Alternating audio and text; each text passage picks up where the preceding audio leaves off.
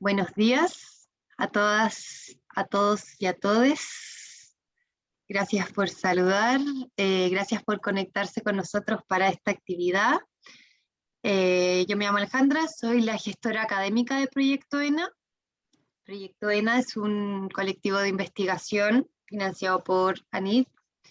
Y en esta oportunidad nos estamos reuniendo para compartir con Jean Robert, a quien Consuelo va a presentar en unos minutos, y me gustaría invitarles, por favor, a todos los presentes a hacer preguntas durante el desarrollo del workshop. Pueden levantar la mano si es que les gustaría intervenir de manera hablada para darles la palabra, y también pueden simplemente escribir sus preguntas por el chat, y acá con el equipo de asistentes las vamos a estar leyendo. Ahora las voy a dejar con Consuelo, que nos va a contar un poquito más sobre Jean Robert, que es nuestro invitado de honor en esta oportunidad. Consuelo es una de las investigadoras principales de nuestro proyecto. Ella trabaja en la línea 3 del proyecto, que es sobre economías vividas o economías cotidianas. Y a continuación va a contarles un poquito más del contexto en el que se hace este workshop y de nuestro invitado. Los dejo con Consuelo. Muchas gracias, Ale.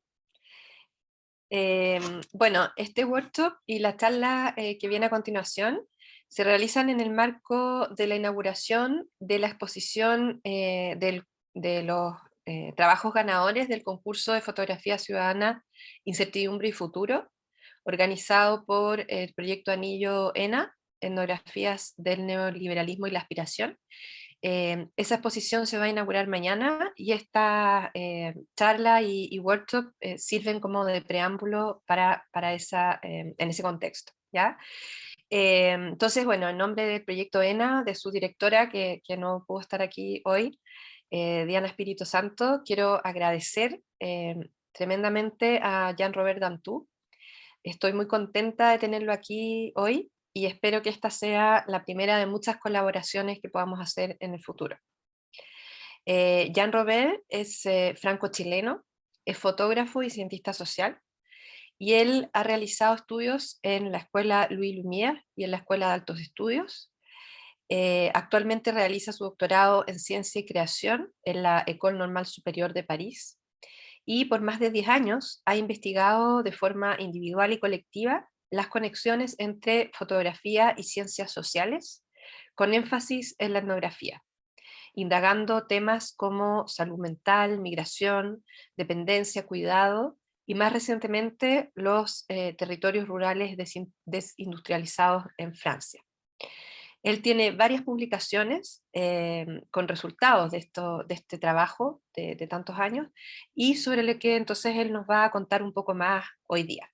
Adelante, Jean Robert. Bueno, muchísimas gracias, Consuelo y Alejandra y todo el equipo de haberme invitado, y muchas gracias a toda la gente que está presente hoy. Entonces, la intervención va a ser en dos partes hoy, y la primera parte va a ser, yo diría, un poco más abierta. Entonces voy a tratar de explicarle lo que estamos intentando de hacer en Francia desde hace como 10 años, con fotografía y con ciencias sociales. Entonces no hay problema para hacer preguntas, y yo voy a tratar de responder, y voy a tratar de hablar lo mejor posible, pero muchas veces no voy a encontrar las palabras. Entonces la Consuelo me va a ayudar para traducir lo que no llego a decir. Entonces, para empezar, les voy a presentar un proyecto que hemos desarrollado desde hace 3 años ahora, que es un proyecto de iniciación a la fotografía y a las ciencias sociales, a destinación de estudiantes en historia, en economía, en sociología, es decir, hacia una iniciación para estudiantes, donde tratamos de enseñarle cómo puede funcionar la fotografía y las ciencias sociales juntas. Entonces voy a tratar de compartir mi pantalla y ver si funciona. ¿Funciona? Sí. Ya, perfecto. Bueno, entonces, hemos empezado hemos empezado un proyecto que va a durar 3 años, del 2019 al 2022. Ahora estamos en el tercer año de esta experiencia. Y es un taller donde hay como 2 meses de preparación antes de ir sobre el terreno, y después la experiencia es un terreno de 1 semana donde hay estudiantes que muchos no saben nada de fotografía y otros no saben nada de etnografía ni de ciencias sociales, y tratamos de iniciarlos a estos métodos. Es un equipo interdisciplinario. A ver, voy a tratar de pasar. Ahí. Entonces, este es el equipo del año pasado, y entonces es un equipo interdisciplinario de parte de los que forman y también de parte de los que reciben.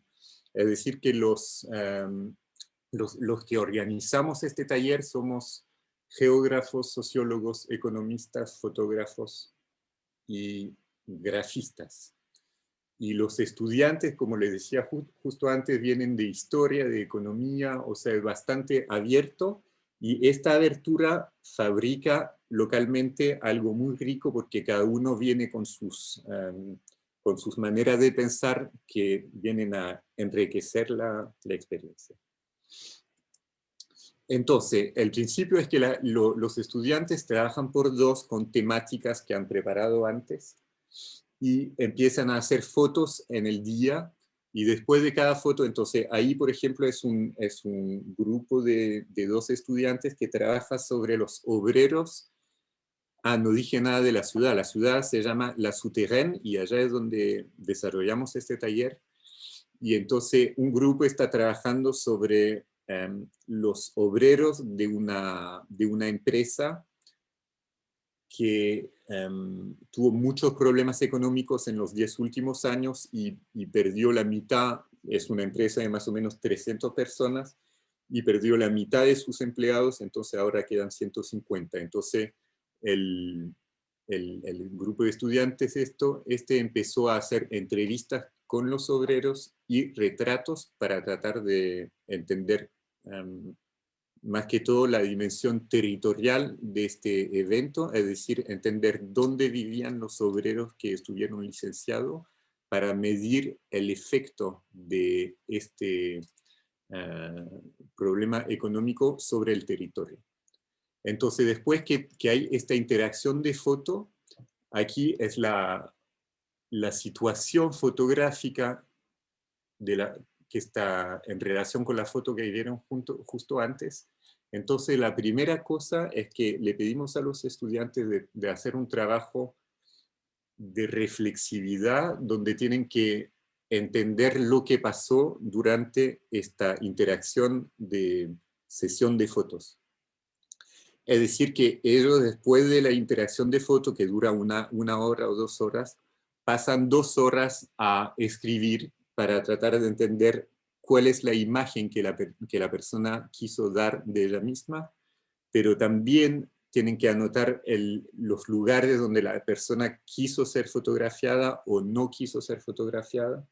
Escriben sobre las personas que aceptaron y las personas que no aceptaron de ser fotografiadas. Y esto nos parece algo que es un primer elemento muy interesante, porque la fotografía nos da la impresión que es un acelerador de encuesta, es decir, que la interacción muy particular que ocurre cuando hay una interacción fotográfica dice muchas cosas para la investigación sociológica. Entonces, después los estudiantes cada noche, porque los hacemos trabajar mucho el día y la noche, y en la noche tienen un cuaderno que se llama el cuaderno fotográfico, adentro del cual vienen imprimir fotos y escribir textos. Entonces, cada noche tienen este libro donde vienen meter fotos y des extraits, no sé cómo se dice, extractos Extractos.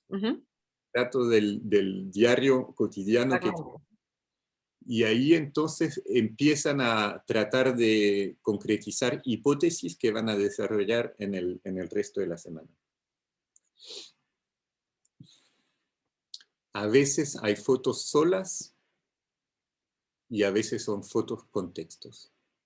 Entonces, vuelvo aquí que este grupo está trabajando sobre las trayectorias residenciales de los ex-GMS. GMS es el nombre de la empresa y los ex-GMS son la gente que estuvieron licenciada después del plan económico donde se perdió la mitad de los efectivos.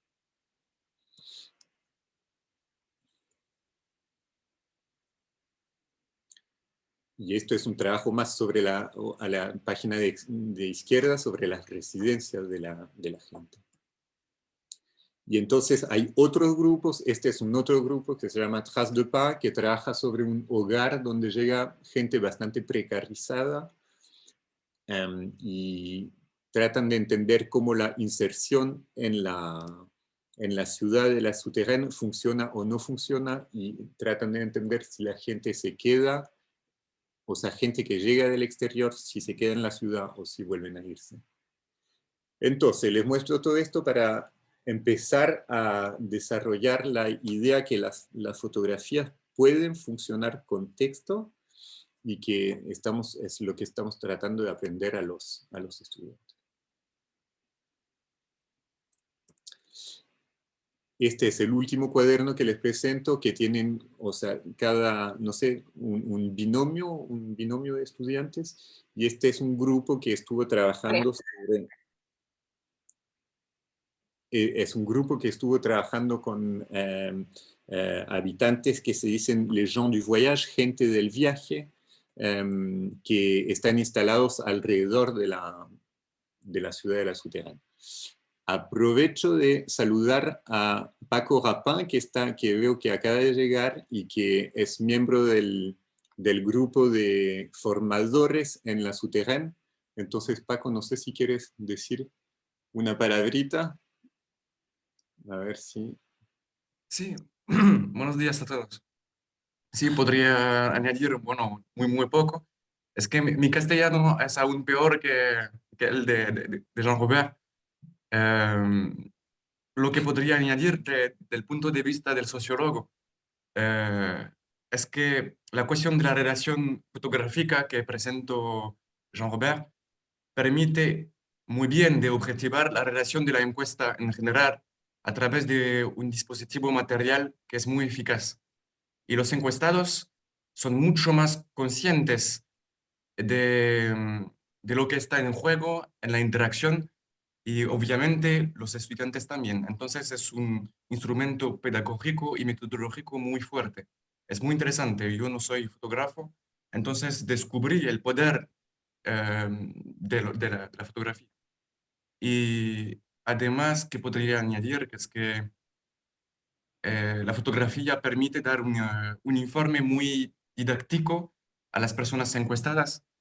Eh, para una encuesta a largo plazo nos permite de establecer una relación con la población sobre el largo tiempo. Entonces es muy útil para los sociólogos.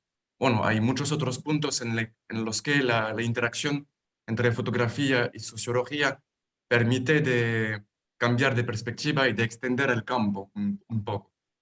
Bueno, pero como no preparé nada, es difícil de añadir mucho más, pero eso es lo evidente, lo obvio que me viene. Bueno, muchísimas gracias, Paco. No sé si me escuchan, sí, todavía funciona. Entonces, Quisiera Jean-Robert, solo aclarar que tu español es muy bueno. muchas gracias. Bueno, Paco, entonces yo voy a seguir la presentación y puedes intervenir cuando quieres pour ajouter des choses, para añadir. No sé cómo se dice. Ya, entonces, termino con... agregar una cosa. Ah, claro, con agregar otras cosas. A ver, tenemos una primera pregunta. Una duda, ¿cómo lo hacen con el consentimiento de las personas que aparecen en las fotografías? ¿Existe conocimiento para ellos que estas fotografías serán difundidas en seminarios como estos? O, por ejemplo, cuando aparecen niños y niñas. Ya, perfecto. Entonces, esto va a ser un elemento central de la presentación que estamos haciendo hoy. Entonces, muy buena pregunta y ahí vamos a llegar a esta pregunta. Entonces, termino con los cuadernos que estamos presentando y entonces cada noche hay un momento en el cual los binomios de estudiantes presentan al resto del grupo las fotos y las ideas que tienen sobre una problemática, y la problemática es de entender los efectos espaciales y territoriales de las inigualdades sociales. Entonces, cada noche presenta, aquí hay un binomio de estudiante que presenta a todos los otros con máscaras, porque estamos con COVID aquí también, los resultados del día. Cada uno aquí, ven, tiene su cuaderno fotográfico, que es un cuaderno del binomio. Y entonces el stage, el taller se termina el último día y ahí empieza a llegar una primera respuesta a la pregunta que estuve hecha antes, es que los estudiantes, lo que a mí me parece una de las cosas las más interesantes de este taller, es que están confrontados en un tiempo bastante corto a la exposición del trabajo de ellos en frente de la gente que estuvo fotografiado y encuestado. Y entonces ahí hay preguntas muy interesantes que llegan, o sea, empieza el lunes y se termina el sábado y el jueves empiezan a decir, bueno, esta foto va a estar en la exposición, y ahí se dan cuenta que todo lo que contaron quizás tienen que volver a ir a ver a la gente para ver si está bien, si lo pueden publicar, si no están choqueados, y entonces ahí empieza un trabajo de relación bastante interesante que también llega a comprender cosas muy interesantes para la investigación, donde ellos vuelven en el terreno y dicen a la persona, bueno, esta foto nos parece muy importante, entonces la queremos presentar en la exposición. Y entonces, en la exposición, entonces cada sesión que hacemos la exposición el último día, y hay 4 tipos de formatos en esta exposición. Uno son cartografías. Esto es un ejemplo de cartografía reflexiva, donde cada grupo tiene un color y los puntos dicen en los lugares donde estuvieron producidas las fotografías. Esta carta nos permite, por ejemplo, de visualizar que hay barrios de la ciudad que no están fotografiados por los estudiantes. Bueno, nos permite entender muchas otras cosas más, pero esto es un ejemplo. Otra forma de cartografía es aquí una cartografía hecha por Alix, que es el geógrafo del equipo, y esta cartografía nos permite ver, está relacionada con la primera foto que les mostré, que habla de los obreros que estuvieron licenciados, que perdieron el empleo, y entonces los redondos grandes son el número de obreros que había en la ciudad de La Souterraine antes del plan social, y en azul son los que quedan. Entonces esto permite ver que en un pueblo chico aquí había 4 o 5 personas y que no queda ninguno, que todos estuvieron licenciados, y en otros pueblos los efectos fueron menores. Este es otro tipo de material que presentamos, entonces son fotografías, los llamamos afiches fotográficos, entonces son centrados en la fotografía, y aquí estamos agregando a la foto muchos detalles de contexto que explican cómo la foto estuvo hecha, producida, cómo la persona reaccionó, y también hay un campo abajo que es un comentario de la persona fotografiada que viene a intervenir durante la exposición para escribir lo que ella piensa de la foto. Otro tipo de material es un material que lo llamamos afiche etnográfico, donde es más bien una historia etnográfica que está contada con fotos que vienen a dar un ritmo al texto. Este es otro ejemplo de afiche etnográfico. Y entonces esto es una visión, por ejemplo, de la exposición que hacemos el último día. Entonces termino con un video muy corto y muy mal hecho.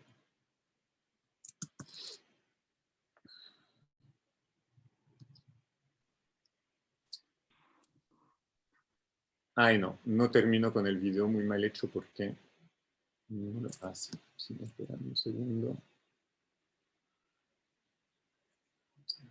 Para compartir el audio, o sea, tienes que compartir el audio con el computador. Ah, ya. Entonces, a ver, lo pongo y me dicen si funciona.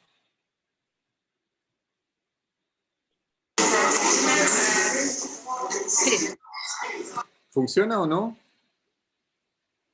Sí, funciona. Sí, Sí, ya se ver. escucha. Entonces le muestro, dura 1 minuto, la exposición que se organiza con la gente que está... Y me paro aquí un segundo porque aquí lo que se ve es una revista que estamos editando al final de cada semana de stage. Y en esta revista bueno, mostramos, hay muy poca diferencia entre lo que está en el muro durante la exposición y la revista. Es lo que queda de la experiencia.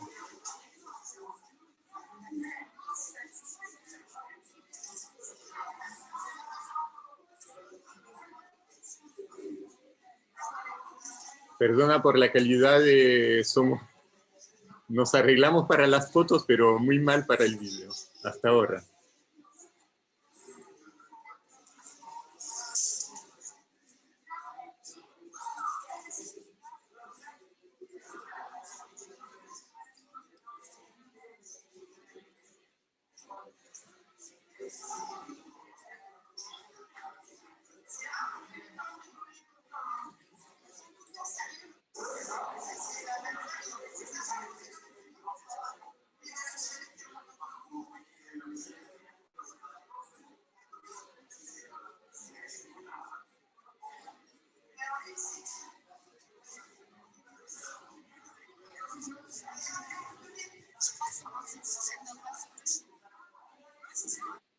Ya, entonces, perdona por la tortura visual, pero quería mostrarle a qué se parece el encuentro este. Entonces, es un encuentro donde, o sea, empezamos la semana diciendo a toda la gente que los estudiantes con las cuales los estudiantes se encuentran, ellos les dicen, bueno, estamos haciendo un trabajo que vamos a compartir el sábado, entonces la gente sabe al principio que lo que dicen y las fotos van a ser públicas. Entonces, miro las otras preguntas. ¿Los grupos se forman de manera aleatoria o por afinidades? No, los grupos se forman más bien por afinidades, es decir, que nosotros, el grupo de formadores, proponemos como 10 temáticas posibles y los estudiantes eligen la temática que les interesa más. Entonces, otra pregunta sobre las fotografías, si se escenifican. Me refiero a si las personas posan, si se mueven objetos, si se les dan instrucciones a los retratados. Sonría, mire este lado, y cómo estas interacciones del fotógrafo son consideradas como parte de una producción de datos y una recolección de datos.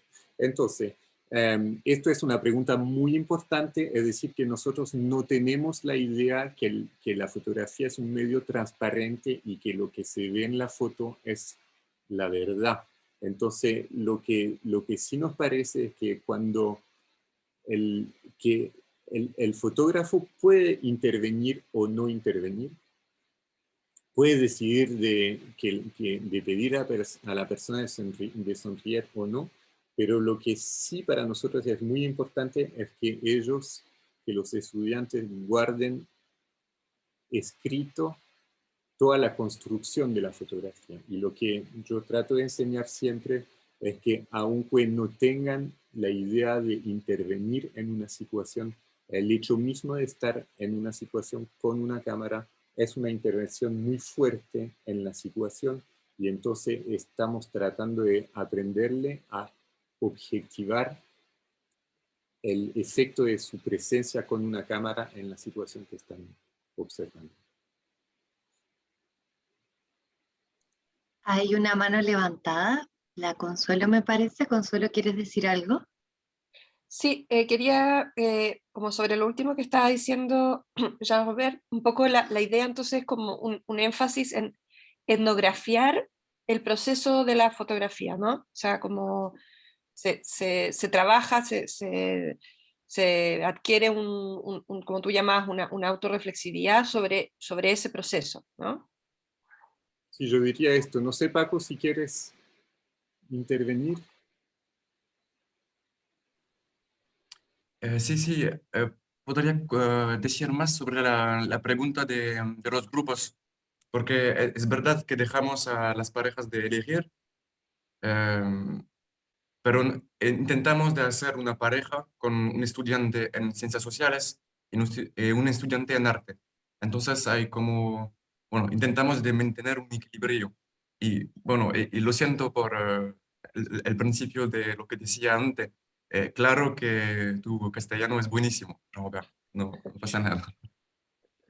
Y sí, ¿querías que conteste en algo de preciso? No, no, sí, voy a seguir con lo que preguntaba Consuelo. Entonces, sí, muy claramente lo que hemos desarrollado estos últimos tiempos desde que llegamos a la idea que tienen que hacer la etnografía de la interacción fotográfica. Y este material es muy rico, nos aprende muchas cosas. Ya, sigo porque les tengo que contar muchas cosas. Entonces, el problema, la pregunta sobre el anonimado bueno, vuelvo a la primera pregunta, que es, ¿hay consentimiento o no de las personas? Entonces, esto no es una pregunta porque lo del consentimiento es algo central en lo que estamos haciendo, entonces tratamos de tener el consentimiento de las personas. Pero el problema fundamental que hay con la fotografía es que cuando estamos en una relación etnográfica sin fotografía, esto permite llegar a un nivel de intimidad y de discurso de la persona que es muy diferente de un discurso cuando sabe que va a ser público, y que su foto va a ser reconocida por su vecino, por ejemplo. Entonces, lo que voy a tratar de hacer hoy es de presentarle varios ejemplos donde tenemos este problema de la confidencialidad y de la anonimización de los datos, porque es una pregunta central en lo que estamos haciendo. Y estamos experimentando todavía, así que no tenemos algo definitivo. Lo que sí entendemos es que tratamos de que los estudiantes digan a la gente que encuentra que todo lo que les dicen va a ser anonimizado, y yo diría que en general lo que tratamos de hacer es que cuando entendemos cosas que son relacionadas con cosas muy íntimas de una persona, lo vamos a anonimizar y utilizar en otra parte, desconectado de la fotografía. Y entonces vamos a utilizar las fotos de un lado con pocos detalles, cuando hay textos es con pocos detalles, o donde vamos a ir a presentar el texto a la persona y la persona va a decidir de sacar unos pasajes que no quiere que su vecino sepa que no sé qué, no sé. Y entonces hay como una separación, pero es caso por caso, en cada caso es muy diferente. Entonces vamos a tratar de presentarle ejemplos diferentes. Y yo diría que en mente hay dos cosas muy importantes. La primera es la protección de las personas que nos dieron su confianza, la protección del encuestador y del investigador o del fotógrafo, porque no sé cómo es en Chile, pero hay un movimiento fuerte de fragilización de los fotógrafos y de los investigadores en ciencias sociales. Entonces también tenemos en mente que la publicación no tiene que dañar al fotógrafo ni al investigador. Y la última sería la protección de la relación etnográfica, de tratar de proteger esta relación, que es una relación muy particular. Entonces, esto necesita tener mucho cuidado con la publicación de las fotos. Entonces, sigo con...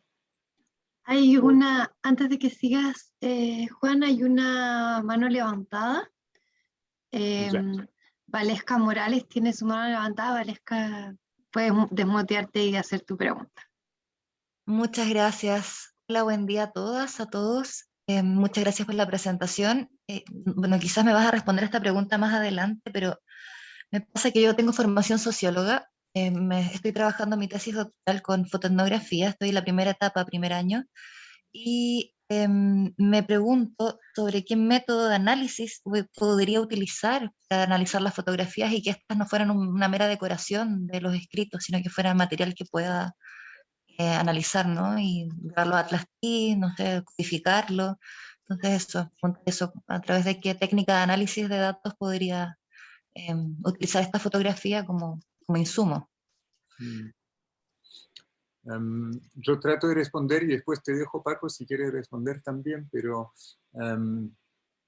nosotros no somos muy avanzados de la parte, ¿cómo se dice?, de lectura de fotografía, de decir, de ver que tal línea viene a dialogar con tal redondo de la foto y que esto produce un signo.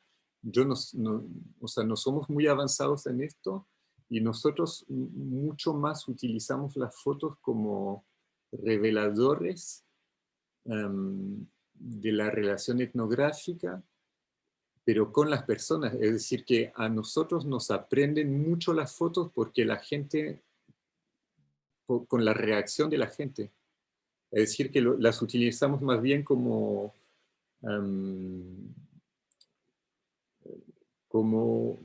documento que nos va a servir a producir más conocimiento. O sea, yo diría que hay dos cosas. Una cosa, pero no sé si tú estás produciendo imágenes o si estás trabajando sobre archivos, pero nosotros, o sea, utilizamos dos tipos de análisis. Es la etnografía reflexiva para entender lo que se pasa en la situación de interacción fotográfica, y la segunda parte es de utilizar los documentos, volvemos con los documentos fotográficos hacia las personas y la gente reacciona, y esto nos sirve para el análisis. No sé, Paco, si quieres. Sí, en este tema puedo añadir algo, y pienso que hay una relación entre la pregunta de Valesca Moral y sobre la escenificación de Ignacia Saona. Es que, bueno, la pregunta era, quisiera saber si las fotografías se escenifican, y pienso que es un tema muy importante y que permite de hablar del análisis después. Es que durante la primera sesión eh, tuvimos con Jean-Robert y los otros fotógrafos y etnógrafos como debates sobre lo que teníamos que fotografiar, porque para nosotros era evidente que la fotografía era un instrumento de análisis que podría mostrar cosas que no pueden mostrar el texto, por ejemplo. Y voy a dar un ejemplo. Había un grupo que trabajaba sobre los comerciantes, los trabajadores autónomos de la ciudad, y en el tema de los recursos familiares que eran movilizados durante la crisis en estos comercios. Y vale, para mí la evidencia era de tomar la familia dentro del comercio y, bueno, los distintos lugares privados y los del comercio que se mezclan dentro de un comercio, así para mostrar cómo las cosas se organizan materialmente. Me parecía que la fotografía daba algo más que una entrevista, por ejemplo.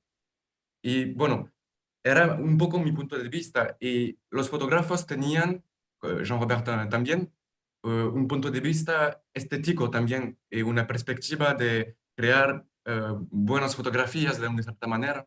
Entonces había un debate y podríamos dar este ejemplo con la primera revista, porque teníamos un estudiante que hizo fotógrafos en estudio. No sé si se dice así. No en el lugar de la encuesta, pero en una ola fotográfica preparada. Y había un debate para saber si era interesante de tomar fotografías detrás de los lugares de la encuesta, de una cierta manera. Porque la fotografía puede trabajar de manera artística, estética, relaciones entre, por ejemplo, miembros de una misma familia de comerciantes, pero nosotros, desde el punto de vista sociológico, queríamos de tener dentro del comercio la cosa. Así que teníamos un real debate.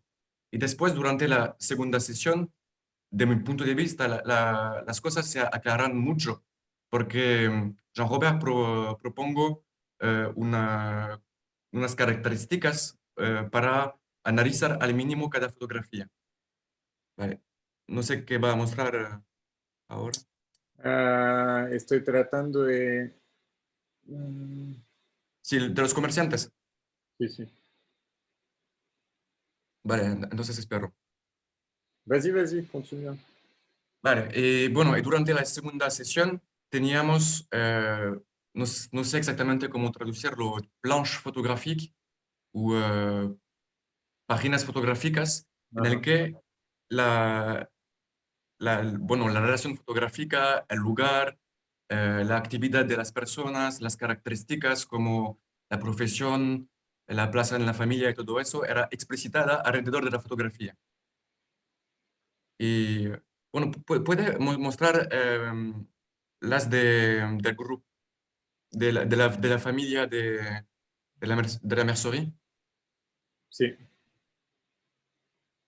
Esta. C'est celle-là, la prise de vue. 23. Esta. Vale, aquí tenemos una fotografía que es, bueno, una fotografía buenísima de fotógrafo, pero que es casi estética y que es más cercana de un trabajo que sería de fotografiar familias de comerciantes sin saber que son comerciantes, que es una manera de construir, bueno, me parece un proyecto más artístico que científico. Y en la misma serie tenemos también fotografías de familias dentro del comercio.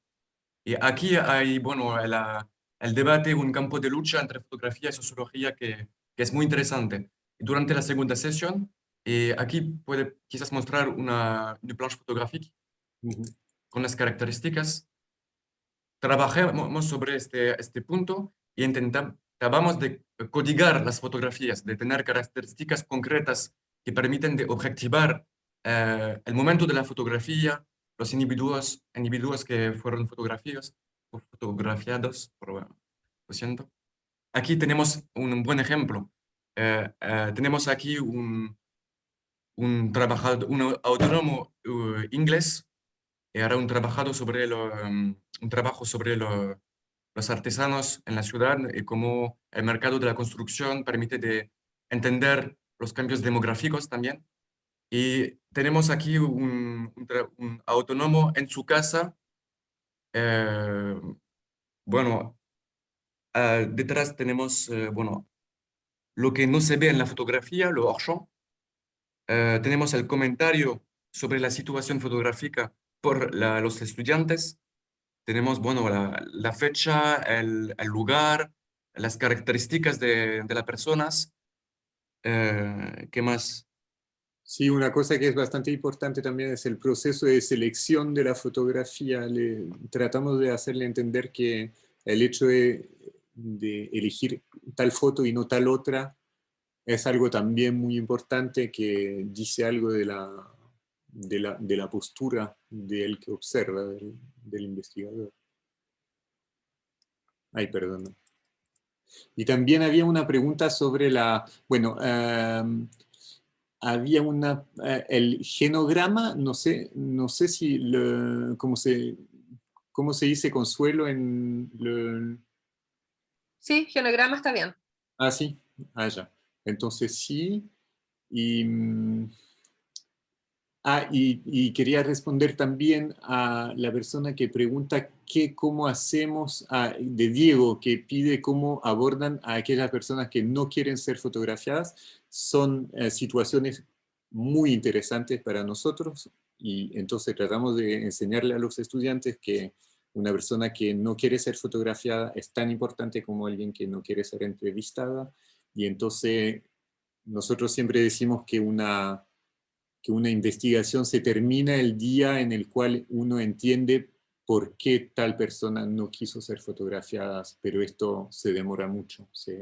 Es como más bien al final del trabajo que uno entiende esto, pero lo que sí pedimos a los estudiantes es de anotar de manera muy precisa todos los refusos, toda la gente que no quiere ser, sea entrevistada, sea fotografiada. Jean-Robert, perdón, Paco, ¿puedo hacer un comentario a propósito de la pregunta sobre qué análisis, qué como programa para analizar o sistema, método para analizar las fotografías usan? Porque solo quisiera enfatizar que la perspectiva de ustedes en el fondo pone, creo, ¿no?, menos atención en la fotografía como un objeto aislado, podríamos decir, ¿no?, donde yo lo uso como una fuente en sí misma de información, ¿no?, sino que lo que entrega información es la relación entre fotografía y contexto, ¿no? O sea, el acento está puesto en esa relación. La fotografía es un gatillante de interacciones, de situaciones etnográficas, ¿no? Y entonces el énfasis está en esa relación entre fotografía y contexto interaccional o en la que esa fotografía acontece, más que en la fotografía como algo que puedo analizar separadamente, ¿no? Eso como comentario. Pero no es tan seguro tampoco porque también me parece que, o sea, yo lo que trato de enseñar del lado de la fotografía también tiene mucho que ver con la composición, con lo que significa de hacer entrar tal objeto o salirlo del cuadro. Entonces también hay una atención muy fuerte al lenguaje que es la fotografía. Fotográfico, ok. Entonces sería entre las dos cosas. Pero por ejemplo, o sea, hay fotos que para mí es una foto que mostré un poco antes, no sé si la ven, sí, me imagino que sí, que es Sí. donde para mí la relación, entonces, les digo muy rápido, es una foto de un padre que quiere transmitir su comercio a su hijo, y entonces el hijo empezó a tener el bar como su padre y puso muchas fotos de él con su padre adentro del café que ahora tiene. Y entonces, claro que hubo un trabajo muy interesante de los estudiantes que describieron cómo llegó esta fotografía, pero también para mí hay una fuerza muy, muy grande de la foto en sí misma. Es decir, que yo digo siempre que la fuerza más grande de la fotografía es lo que nos escapa. Es decir, que en esta foto se ve también todo un mundo con los vestidos, con las maneras de fotografiar, con el tipo de color que era el color de las fotos de esta época. Y esto para mí dice mucho, y ahí es la foto que está diciendo mucho. Sí, ok. Propongo de seguir porque no empecé todavía la presentación. Era como la introducción. Robert, solo para contestar muy rápidamente a la pregunta del genograma. el regnograma era precisamente para explicitar la fotografía, porque nosotros, sociólogos, teníamos un problema con bueno, el carácter un poco mudo sobre, bueno, no sé cómo explicitarlo, pero era una manera de cientificar la fotografía. Bueno, eso.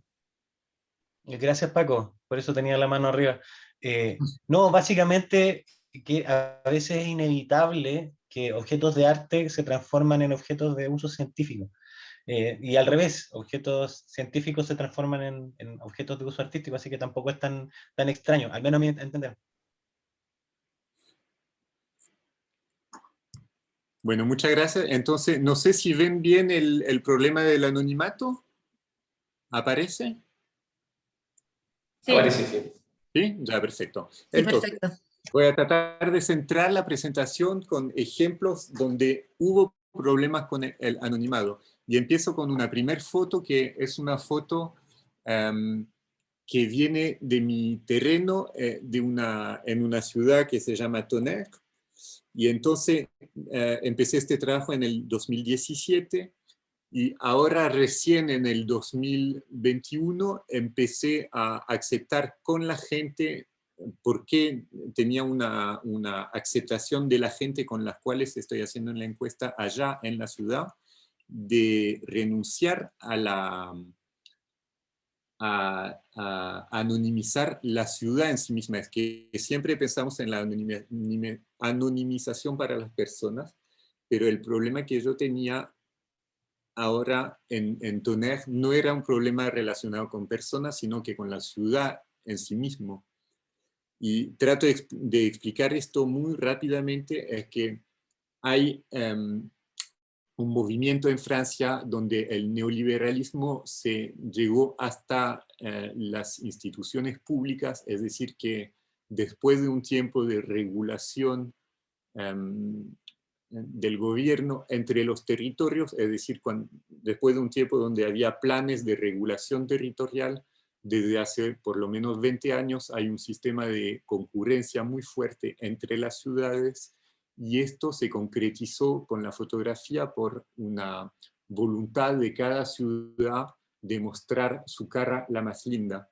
Es decir, que las ciudades están en un esfuerzo de comunicación muy fuerte para hacer pensar que su ciudad funciona bien, que los edificios están en buen estado, que el alojamiento es barato y bueno, y todo esto. Entonces, yo en esta ciudad estoy haciendo como un constate que la ciudad está en una situación de muy grande fragilidad, con mucha pobreza y mucha precariedad.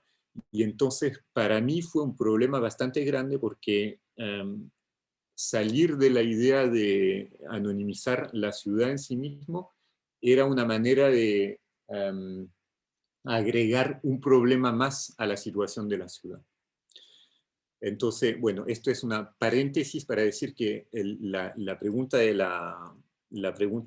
anonimato también puede ser para territorios y no solo para personas. Sigo con un ejemplo de, bueno, voy a presentar dos ejemplos. El primero se llama Vivre avec, y es un trabajo, es una primera colaboración que hemos empezado hace 10 años ahora, que duró 2 años, y este trabajo es un trabajo donde la fotografía llega después de un proceso muy largo de investigación científica. Es decir, que hay un equipo que trabaja durante 10 años sobre el acompañamiento familiar y profesional de personas dependientes y después de personas con discapacidades. Perdona, tengo que apagar mi teléfono.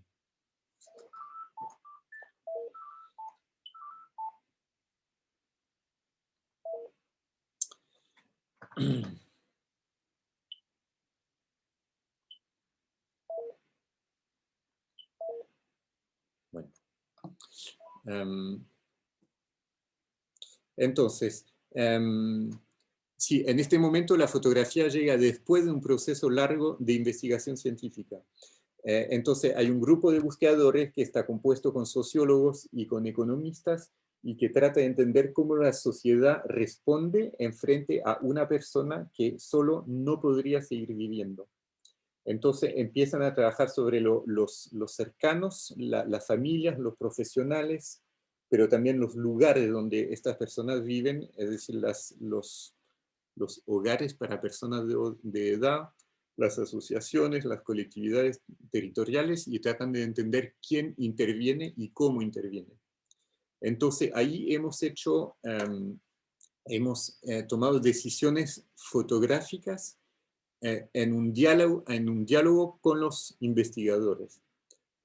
La primera idea era demostrar colectivos cuando esta relación de ayuda está la mayoría del tiempo organizada de manera individual, porque hay mucha gente que interviene en una situación de ayuda, pero nunca están juntas en el mismo momento. La segunda idea era de mirar juntas las familias y los profesionales. Y, en fin, la idea era de fotografiar los lugares de vida de las personas y mostrar toda la mosaica de las ayudas posibles. Entonces, estas imágenes son como el fruto de un compromiso entre mi propio punto de vista y el punto de vista de las personas fotografiadas. Es decir, que cada situación está pensada con las personas fotografiadas antes de ser realizadas. Y lo que yo doy a ver es la percepción que ellos tienen del colectivo que está organizado alrededor de ellos y que ellos aceptan demostrarme. Entonces, les muestro unas fotos. La primera es la que estamos viendo ahora, que es la foto de Jean-Louis. Y entonces, Jean-Louis está a la derecha, y está posando, no sé si se dice poser. Sí. ¿Sí? Sí. No. Él está posando con la persona que viene a ayudarlo 2 horas por semana. Él es ciego, Jean-Louis es ciego, y Nicole, que es la mujer a la izquierda, lo ayuda para tareas muy específicas. Por ejemplo, para cazar sus calcetines, es decir, para meter los calcetines rojos con los rojos y los negros con los negros. También para terminar el aseo de la cocina, para recuperar frutas, por ejemplo, que él podría haber olvidado antes que se echen a perder, pero también para coser etiquetas electrónicas sobre los les vêtements, sobre la ropa de Jean-Louis y sobre sus sábanas. Por ejemplo, para que Jean-Louis pueda saber cuando se viste si tiene entre las manos una camisa blanca o roja. Entonces, esto es lo que está haciendo Nicole en la foto. Y entonces, él tiene un aparato específico que le permite de leer los códigos que están cosidos sobre los vestidos, y él escanea su camisa una primera vez para registrar qué camisa es. Entonces, por ejemplo, dice: esta es la camisa roja que compré con María en la ciudad de Lille. Y después, cada vez que escanea esta camisa, el aparato le da estas informaciones, y esto le permite saber qué traje está metiendo, y le permite vestirse según sus gustos desde el accidente que le costó la vista, porque es ciego después de un accidente. Entonces, ahí les digo todo esto porque esto es la manera con la cual las fotos están presentadas, es decir, que están presentadas las fotos y un texto que es el texto que acabo de leerle. Y aquí estamos en una situación cercana de lo que estaba describiendo antes, es decir, que yo saco las fotos con la gente, después escribo un texto, después lo leemos juntos y los corregimos juntos cuando hay cosas con las cuales la gente no está de acuerdo, y después es este texto y esta imagen que son como imágenes y textos de compromisos que están publicados. les digo, otra cosa es que hay muchas maneras de hacer comunicar fotografía y ciencias sociales, y en esta manera decidimos de separar los dos campos de investigación, es decir, que los investigadores habían investigado durante 10 años en muchos terrenos diferentes, y hemos decidido que la fotografía iba a desarrollarse en otros lugares sin poder cruzar todo lo que se aprendió durante la investigación y las fotos. Les muestro ahora la foto de René de Villiers. Entonces, cada foto está con una leyenda muy corta. Entonces, ahí se ve René de Villiers en el centro, que tiene 100 años, que tiene la enfermedad de Alzheimer, con de la izquierda a la derecha Malika Berkane, que es una ayuda médico-psicológica, Fernand de Villiers, que es el hijo de René, Marie-Thérèse Kanuluzova, que es auxiliaria de vida, Josiane Massico-Sango, auxiliaria de vida también. Y esta fotografía está realizada en abril 2011 al domicilio de Madame de Villiers, en Villejuif, en el departamento del Val-de-Marne. Y esta foto de nuevo mete en escena el colectivo de ayuda que se instaló alrededor de René y que junta a la vez su hijo y un equipo de profesionales. Esta situación responde a lo que el equipo de investigación identificó como un pariente atrapado. No sé si es buena se dice parent piégé, pero ahí necesito la ayuda de... Sí, yo creo que sería como una traducción, habría que buscar una que suene quizá mejor, pero significa eso. Ya. Entonces, este pariente atrapado significa una configuración familiar en la cual una persona se encuentra sola frente a una situación de dependencia, sea en el caso de un hijo o una hija sin hermanos y hermanas con un pariente que es viudo y dependiente, sea en el caso de una pareja sin hijos en la cual uno de los dos vuelve a ser dependiente. Entonces, para el equipo había una pregunta muy fuerte porque hubo una acusación muy fuerte en Francia según la cual las familias abandonaron a sus personas de edad, y entonces el equipo era muy importante para ellos de decir que le piège, no sé cómo se dice le piège. Trampa. La trampa, que la trampa en la cual se encuentra un pariente es una trampa demográfica y que es solo una pregunta de restricción de parenté, bueno, no sé muy bien cómo decir, y en muchos otros casos existen muchos parientes que pueden movilizarse, y entonces en estas situaciones uno de ellos, y más corrientemente una de ellos, está asignada al rol de ayuda.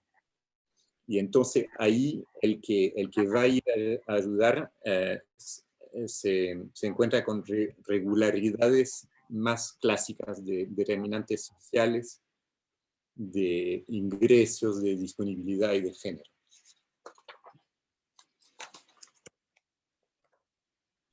Jean-Robert, ¿te puedo hacer una pregunta? Sí, por supuesto. Sí, es que me impresiona mucho la puesta en escena, ¿no? Como que esta fotografía en particular parece muy teatral, ¿no? Sí.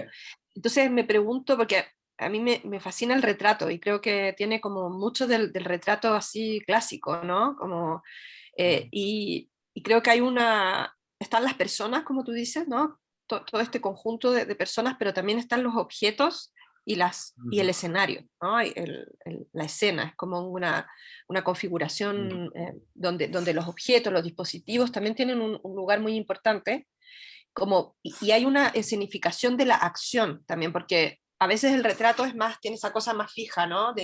Pero aquí hay un estar haciendo que entra en la lógica del retrato. Entonces, mi pregunta bueno, además de poner en valor todo eso, que creo que es, como alguien decía en el comentario, una forma increíble de narrar, ¿no? Y de revelar, ¿no? O sea, hay algo que se está mostrando ahí, pero ¿cómo se llega a esa puesta en escena? O sea, ¿cómo se hace, por así decir, como a las personas, ¿no? Entrar en este juego, ¿no? De representación, y personas tan distintas, ¿no? Que tienen posiciones como de poder diferente, una jerarquía dentro de las configuraciones, ¿no? Hay alguien que manda, alguien que es empleado, etc. Y finalmente, ¿cómo llegan a decidir que se va a hacer esa puesta en escena y no otra? Como, me parece impresionante el trabajo, ¿no? Como que hay detrás. No sé si puedes ahondar un poco más en eso. Sí, o sea, puedo explicar, pero yo diría que la explicación es bastante simple. Es que la posición de cada persona está pensada con la persona. Es decir que, por ejemplo, a ver si vuelvo en esta foto. Entonces, por ejemplo, Malika, que está aquí a la izquierda, yo hablo durante 2 horas con ella y ella me cuenta, porque había toda una dimensión de entender que ayuda no significa la misma ayuda para cada uno. Entonces, uno puede ayudar haciendo los papeles, otro ayuda cortando el pelo, el otro ayuda llevando a la persona al baño. Entonces también había la idea de hablar de qué acción, de lo que significa concretamente la ayuda. Y entonces cada uno estaba como inventando su rol en la mise en scène, en la escenografía, Puesta en escena. claro, como en un teatro más o menos. Entonces, aquí es Malika que me dice, bueno, si yo aparezco en la foto, quiero aparecer haciendo tal cosa de pintar las uñas, porque esto es lo que me gusta hacer con René. Entonces, después hay un trabajo de elaboración de cómo se hace, dónde estás sentada o en qué posición estás, entonces lo vamos fabricando con la gente.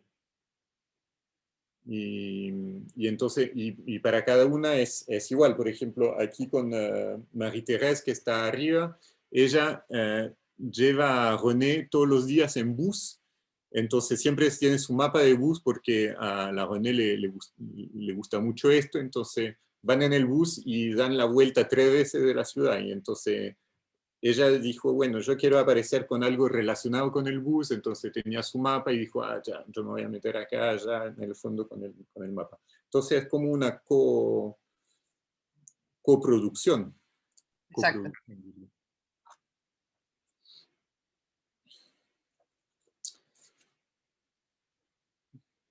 Ya, sigo con Minou. Sí, adelante, adelante. Entonces, la situación entonces aquí vemos la situación con Minou de Valroger, que está en el centro, tiene 91 años, rodeada por toda su familia. Y la fotografía está realizada en mayo del 2011 en el hogar por la Maison de Retraite.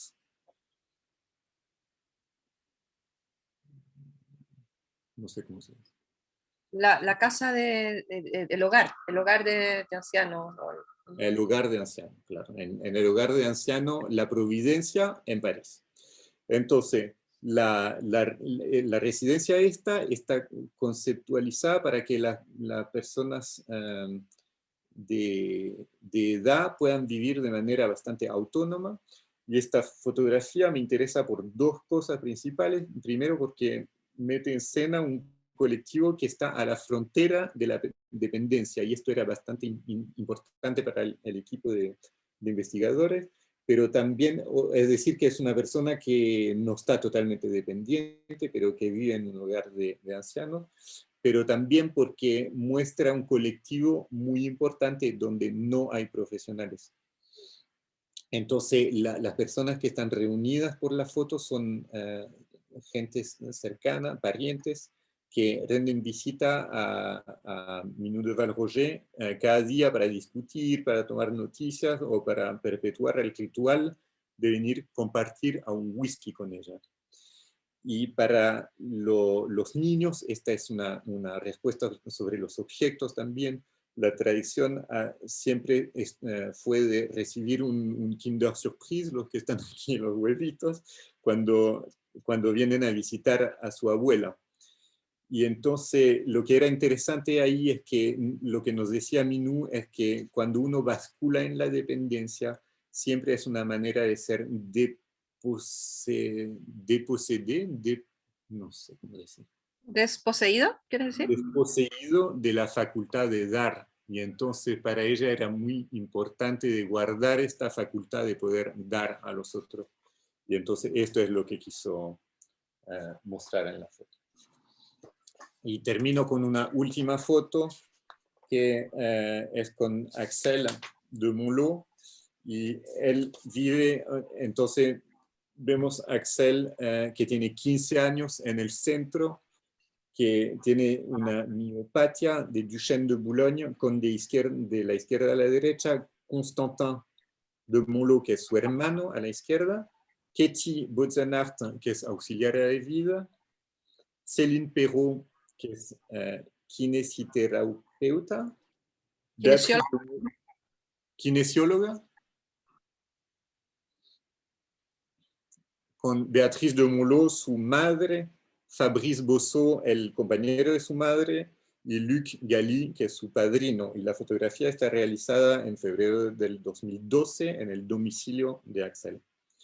Entonces, Axel vive en su casa, al lado de sus parientes, y está acompañada por diferentes tareas cotidianas por diferentes profesionales. En particular, Céline, que es su kinesióloga. Y Katie, la auxiliar de vida que está aquí, lo acompaña desde su nacimiento. Y Luc lo acompaña en más bien los juegos y las cosas para disfrutar, y él es también la persona que lo ayuda para acostarse. Y esta imagen me interesaba bastante porque los vestidos y las posiciones respectivas de la familia y de los profesionales dejan una duda sobre el estatus de este colectivo. Y esta imagen podría totalmente ser una fotografía de familia. Para mí viene a responder a la voluntad de los investigadores de cuestionar la separación entre la esfera profesional y la esfera familiar, porque había algo bastante importante en la investigación esta, donde se decía que una conclusión era decir que los profesionales pueden seguir queriendo los clientes de ellos sin renunciar a ser remunerados ni competentes, y del otro lado que las familias podían ser ayudadas financieramente, o sea, podían ser, Financieramente. claro, sin parar de querer a sus parientes. Ya, sigo porque pienso que nos queda poco tiempo, ¿no es cierto? Sí. Entonces, sigo 5 minutos y después me paro para discutir un poco. Entonces, termino con para terminar sobre Vivre avec, las cosas las más importantes para mí son que había la idea de separar la encuesta fotográfica de la investigación científica. La segunda opción era de no anonimizar y negociar con las personas la dimensión pública de los textos y de las fotos. La tercera idea era de pensar un lugar para las personas fotografiadas en la redacción de los textos y de las fotos. Y claro, y la última cosa era de pensar el lugar de las personas fotografiadas en el proceso creativo en sí mismo, y esto es lo que estaba explicando justo antes sobre la co-construcción. Ya, y termino ahora con un trabajo que es del 2016, que se llama Territorios de Lucha. Y entonces en este trabajo es un trabajo sobre colectivos, asociaciones, sindicatos o de citoyens que se encuentran, que manifiestan, que toman posición en el espacio público para decir su exasperación o sus deseos o sus luchas. Entonces, este trabajo era, la idea era de constatar que las personas no se meten en escena en cualquier lugar y que los lugares en los cuales se organizan estos eventos tienen una dimensión simbólica y que no es la misma cosa de juntarse enfrente de una municipalidad, de una iglesia, de un tribunal o de un centro financiero. Y entonces la idea era de tomar un poco de distancia hacia estos movimientos para pensar cuáles son los espacios en los cuales se junta la gente para manifestar. Y muy rápido llegó la idea que era bastante complicado sacar fotos, especialmente porque después de los atentados del 13 de noviembre en Francia del 2015, hubo un estado de urgencia que estuvo decidido en Francia, y esto se acompañó de una bajada de una fragilización de las libertades individuales, y hubo muchas arrestaciones, muchos procesos hacia militantes, o sea, proceso no se dice así.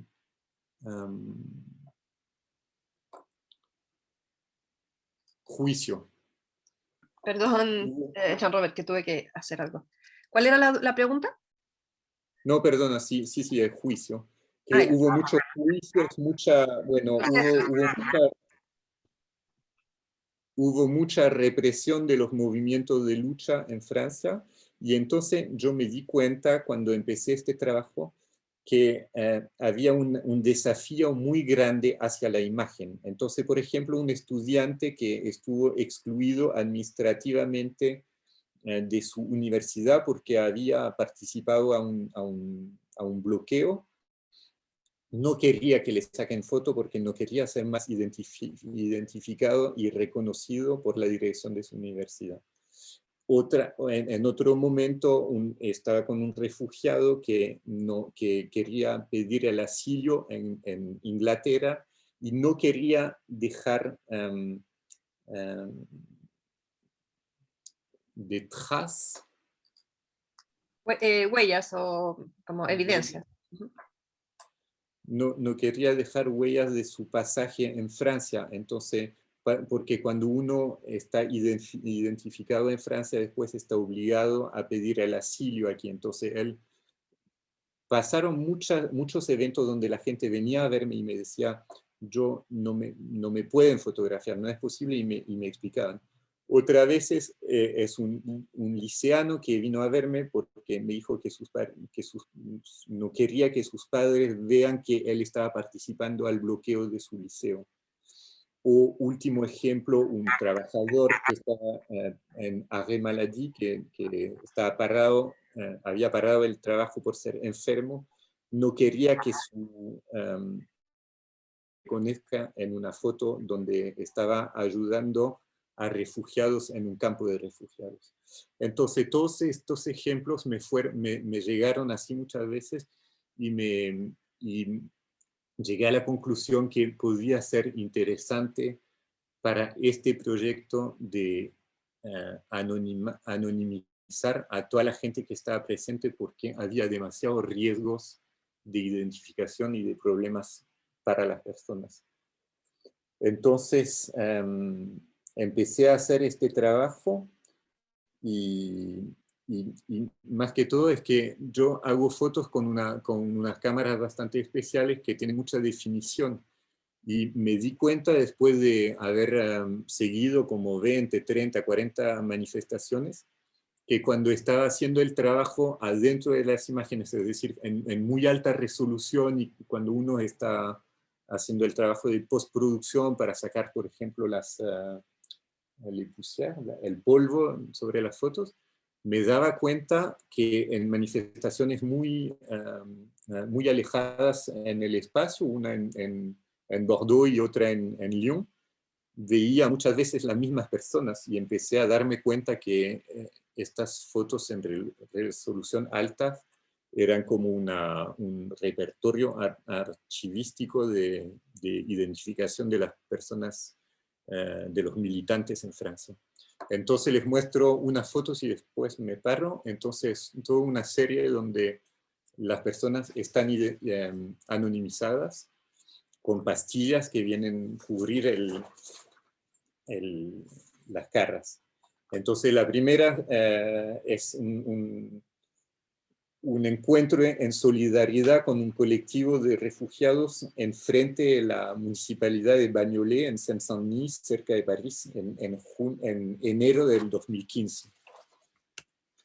Esta segunda foto es el bloqueo de un puerto autónomo en Gennevilliers, que también es una ciudad cerca de París, para responder a la llamada de la Comisión Acción del movimiento Nuit Debout, noche, no sé cómo se dice, que también es en Gennevilliers en abril 2016. Esta movilización es un encuentro en frente de la municipalidad de Saint-Denis, en la Plaza Victor Hugo, del colectivo que se llama Attiéké, es en marzo del 2015. Esta foto es una foto del movimiento Nuit Debout en París, en la Plaza de la República, en abril del 2016. Y termino con esta foto, que es el bloqueo del Liceo Bergson, que es un liceo parisino, para responder a la llamada del movimiento del colectivo Mili, que es el movimiento Interlucha Independiente de París, y la foto está sacada en septiembre del 2016. Entonces, hago una conclusión muy rápida. No hago conclusión porque no tengo tiempo. Mejor voy a responder a las preguntas si hay.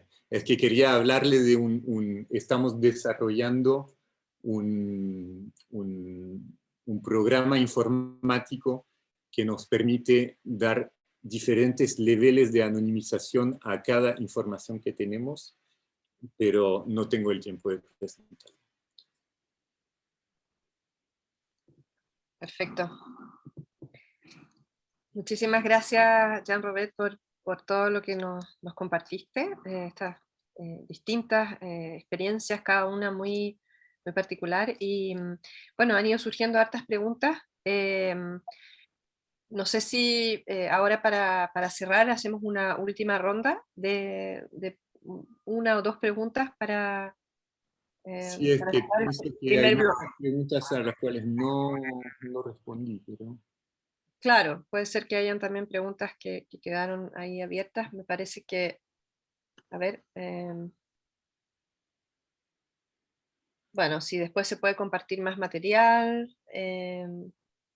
Creo que, no sé si Diego Neira había hecho una segunda pregunta, no sé si se la respondieron. Diego,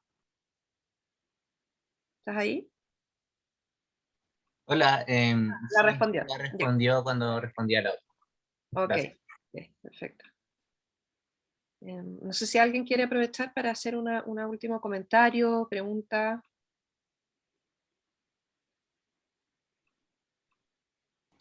Yo me gustaría brevemente preguntar una cosa que a lo mejor pienso que pueden contestar entre Paco y con Juan, que me llamó la atención en el comienzo de tu presentación cuando hablaste de que el material de devolución era la revista, como que le pasabas a las personas que habían trabajado con ustedes, y yo quería saber como qué nos podían decir sobre la diferencia de ese formato de devolución con otros formatos de devolución, porque claro, muchas veces en investigación etnográfica las devoluciones se traducen en papers académicos o en policy papers en programas de políticas públicas. Entonces, ¿cómo es el contraste con ese material de difusión, o sea, más bien de devolución de los resultados?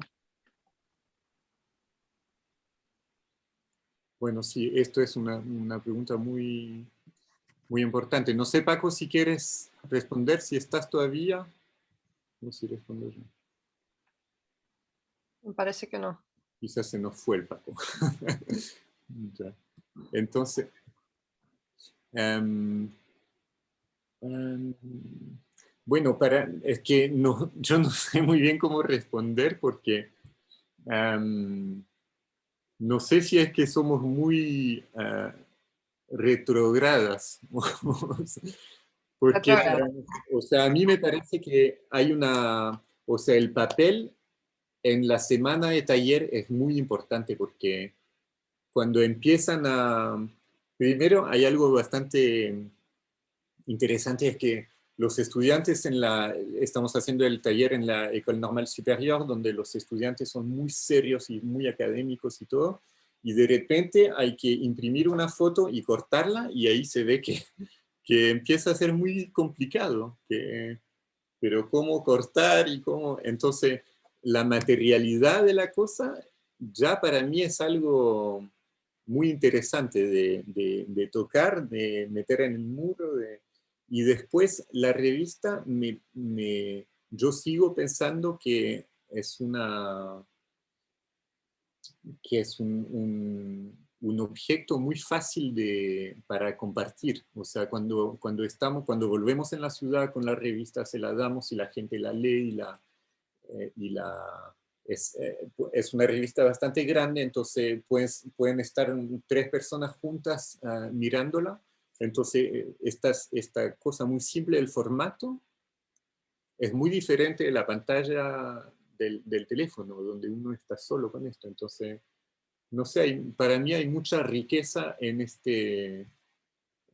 esta forma antigua y retrógrada. Y por supuesto que también, o sea, yo cuando digo que es un acelerador de investigación, es que el hecho de volver con esto nos obliga a escuchar lo que la gente quiere decir sobre lo que estamos haciendo, y esto nos hace aprender mucho. O sea, cuando estamos solo en el campo académico, terminamos esto, vamos a otra parte, lo decimos y olvidamos lo que piensa, lo que dicen la gente que hemos entrevistado. También hay que tener cuidado porque el fotógrafo y el etnógrafo están manipulados todo el tiempo por los encuestados. Entonces hay que tomar, hay que ser vigilante siempre. Y David, ¿quieres hacer una última pregunta? Sí, ¿por qué habría de ser menos académico otro formato de presentación que el estándar de una publicación científica con materiales y método y todo eso?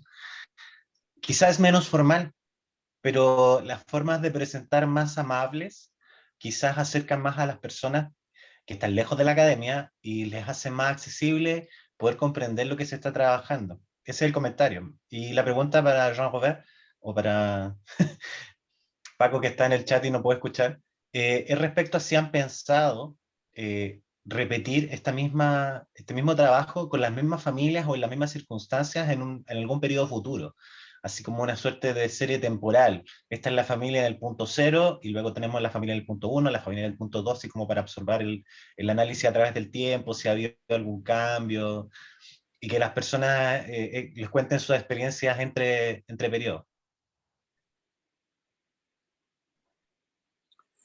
Bueno, eso sería muy interesante, porque, bueno, lo que nos dice la antropología es que o sea, puede ser muy interesante por 2 puntos de vista. El primero es lo que acabé de decir, es que volvemos 3 años antes, 3 años después, y la familia en la cual habíamos escrito que todos se iban a morir, ya construyó otra cosa, volvió a desarrollarse, y entonces es muy interesante para ver el tiempo largo, pero también es muy interesante porque los estudiantes cambian, entonces otro punto de vista puede fabricar una percepción muy, muy diferente de una situación que podría no haber cambiado.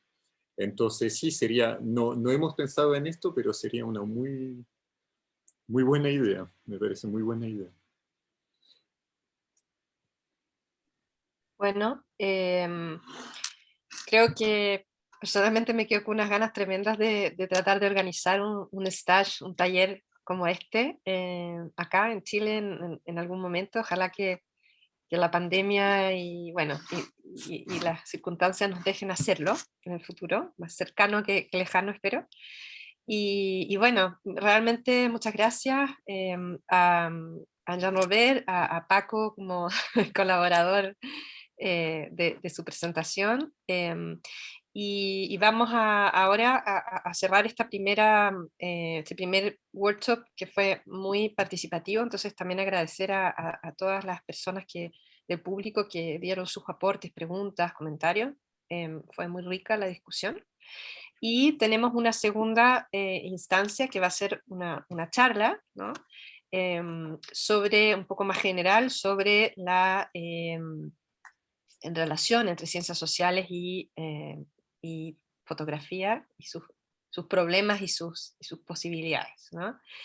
Ale, no sé si tienes ganas de decir algo adicional antes de que cerremos para que Jean-Robert pueda ir a descansar un mínimo segundo entre medios. Solamente muy brevemente recordarles que el día de mañana en Santiago, para las personas que nos están conectando con nosotros desde acá de la ciudad, se va a hacer nuestra inauguración de nuestra exposición fotográfica. Les voy a dejar aquí en el chat el tag de nuestro Instagram, porque ahí pueden encontrar un enlace para inscribirse a esta charla, a esta inauguración. Y los dejo muy invitados porque esta inauguración es la que nos dio el marco y el pie y el acelerador para empezar estas conversaciones con Jean-Robert. Así que muy invitadas a participar de la inauguración y nos vemos, para las personas que quieran seguir con nosotros, nos vemos en unos minutos para comenzar la charla, la segunda instancia, digamos, de esta mañana de etnografía fotográfica. Que tiene otro link, ¿no? Que tiene otro link. Sí, tiene otro enlace que si es que ustedes se inscribieron previamente les debería haber llegado esta mañana a su correo. Les voy a dejar aquí de todas formas por si acaso mi correo, para que si alguna persona no tiene el enlace para la siguiente, puede solicitármelo por ahí. Así que eso, nos vemos en unos minutos. Muchas gracias. Muchísimas gracias. En 5 minutos vuelvo. Ya.